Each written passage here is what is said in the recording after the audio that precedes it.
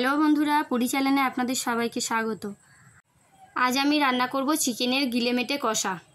এখানে আমি গিলেমেটেগুলোকে ভালো করে ধুয়ে পরিষ্কার করে নিয়েছি। এখানে ঝিরিঝিরি করে পেঁয়াজ কেটে নিয়েছি, আর নিয়েছি আদা, রসুন, কাঁচা লঙ্কা আর টমেটো। এখানে ফোড়নের জন্য আমি তেজপাতা, গোটা জিরে, শুকনো লঙ্কা, এলাচ, লবঙ্গ আর দারচিনি নিয়ে নিয়েছি। এখন মিক্সিতে আদা, রসুন, কাঁচা লঙ্কা, টমেটো আর সামান্য জল দিয়ে আমি একটা পেস্ট তৈরি করে নেব। এখন আমি গিলেমেটে ম্যারিনেশনের জন্য দিয়ে দিচ্ছি আদা, রসুন, কাঁচা লঙ্কা, টমেটোর যে পেস্টটি তৈরি করে রেখেছিলাম সেটিই দিয়ে দিলাম। এখন আমি কিছু গুঁড়ো মশলা অ্যাড করব। দিয়ে দিচ্ছি হলুদ গুঁড়ো, লঙ্কার গুঁড়ো, জিরের গুঁড়ো, ধনের গুঁড়ো, দিয়ে দেবো পরিমাণ মতো নুন, সর্ষের তেল। এখন গিলেমেটে আমি ভালো করে ম্যারিনেট করে নিয়েছি। এখন আমি কড়া বসিয়ে তাতে দিয়ে দিচ্ছি সর্ষের তেল। তেল গরম হলে আমি ফোড়নের জন্য দিয়ে দিচ্ছি তেজপাতা, শুকনো লঙ্কা, জিরে আর গোটা গরম মশলা।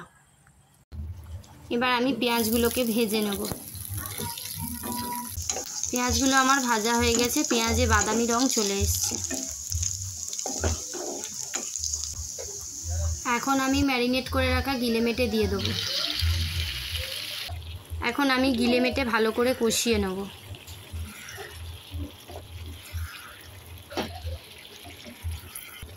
কালারের জন্য দিয়ে দেবো আমি কাশ্মীরি লঙ্কার গুঁড়ো।